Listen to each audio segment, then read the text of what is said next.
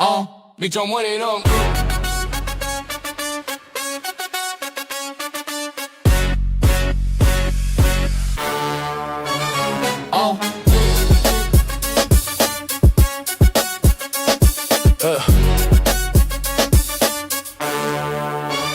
Lights on the field, city lit, no cap. Air voice get heard when we press that tap. From the court to the curb, from the mic to the plate. We don't chase the moment, we document the day.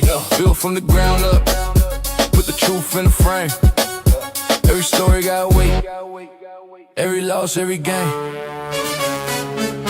Where the game meet the story. Move loud, move forward. Sports, entertainment, community. FSEN. Production of this content is not allowed without the express written consent of EBH Fitness LLC. Most people believe that owning investment properties means that you have to be really wealthy, have a whole lot of money in the bank in order to purchase them. Truth is that a lot of people, what they actually need to do is to structure their finances properly and show actual net income rather than gross income.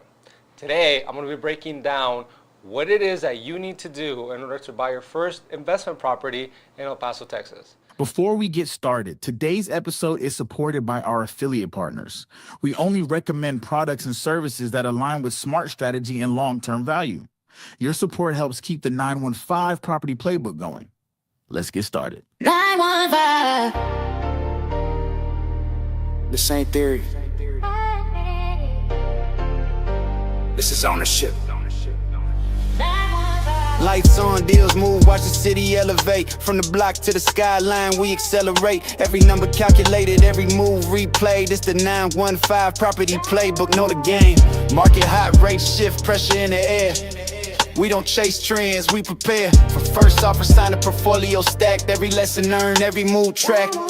No fluff talk, no overnight lies. Just strategy sharpened in real time.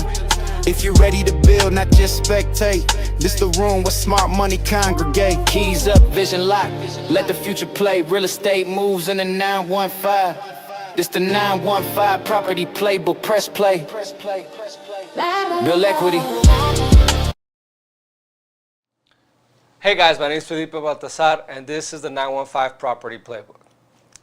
Investments. There are three things that lenders are going to be looking at when you are going to purchase your first investment property. Now, this is different from buying an actual just regular home that you're going to be living in because there's more stipulations that go into it. Now, the three major things that they're going to be looking into is you having a higher down payment, which is typically between 15 to 30% of the actual price of the investment property that you're looking to buy. Number two, your credit score. We're looking for 680 and above. The reason why is because investment properties are either going to do really well or they can flop. So they need to know that you're going to be able to pay the money that you are borrowing. And number two, and tied with that, is going to be your reserves. You have to have about 3 to 6 months of reserves in your bank account for you to be able to survive a mortgage payment. Now, these things go hand in hand with each other when they're looking into your spreadsheet. Now, what is a spreadsheet? The spreadsheet is going to show us how much money you've actually made. And most people, the reason why they fail to get approved for these is not the reason that most people think, which is the money. It's actually the fact that they don't structure their finances properly, they make a lot of write-offs, and they end up looking broke on paper. So let's fix that.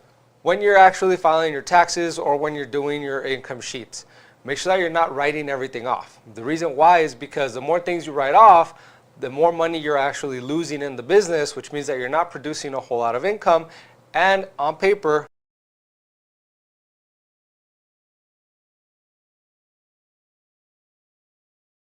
like I said before, you're going to look like you're broke. And that's not what lenders want to see. Lenders want to see you have actual income.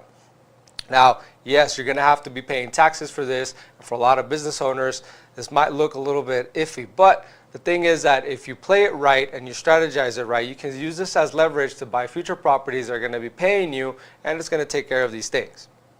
Now, number two, we're looking at net income. For a lot of people, when they look at their spreadsheet, they're thinking of gross income, which is everything prior to your taxes being paid, your expenses, and everything else. Make sure that your net income is going to balance out to whatever it is that you're investing into. You don't want to go overboard, because then it'll present itself in a different way and the lender might be a little bit iffy about it. So before you go into it, make sure that you speak to your lender, and then make sure that they give you a broad view of what it is that you should look for, or what they are looking for when you're going into the investment property. After you set up your taxes and everything else right on your spreadsheets, we're going to go into your debt to income ratio.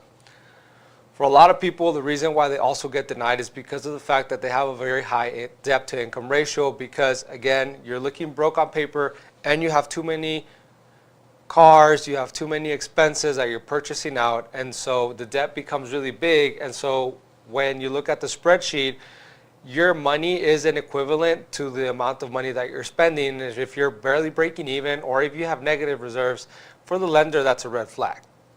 So make sure that your debt to income ratio is structured properly. Now, if you're actually looking into purchasing an investment property for the first time, understand that you're going to have to do some cutting on the spending side, which means that maybe you don't have to buy a new car, maybe you have to save a little bit more money, pinch a fewer pennies, and this is going to help you be able to purchase the investment property, which is going to help you make more money, and then you can start doing the other purchases that you want to. But before you do that, make sure that it's structured properly so that you can get the investment property that you want.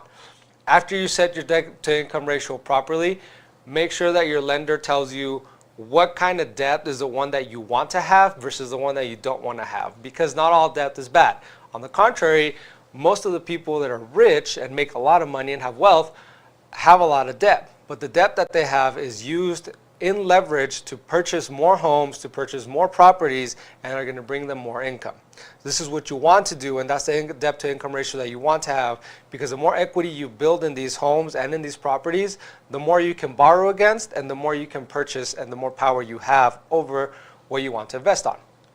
Now, obviously, this is your first time purchasing an investment property, so let's keep it simple. What you're going to be doing now is that you're going to be looking into purchasing a home.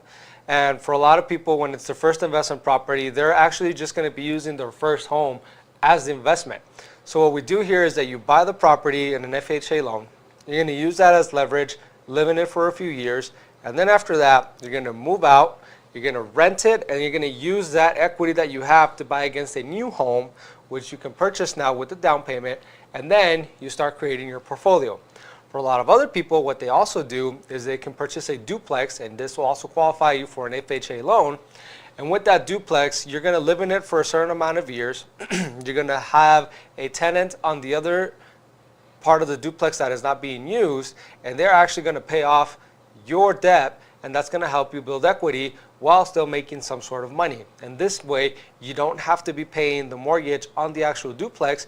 You're having somebody else pay it for you, and it's paying an asset for itself.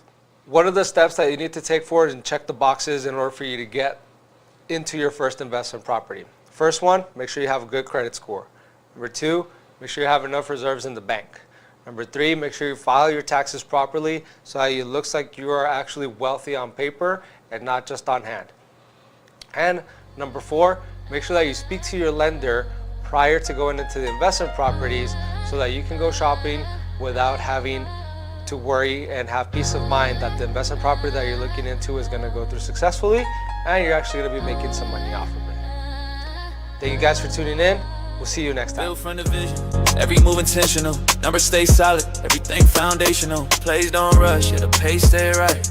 Body will get stronger when you think on life. From the paper to the keys, see the plan unfold. Every chapter written, yeah, the story bold. No shortcuts taken, just time and faith.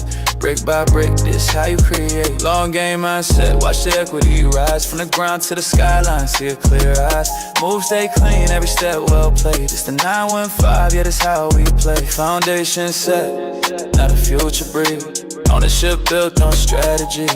Market talk fade, but the value stay. What you build today gon' lead the way. From the plan to the key, everything aligned. 915, property playbook built over time. From the plan to the key, everything aligned. 915, property playbook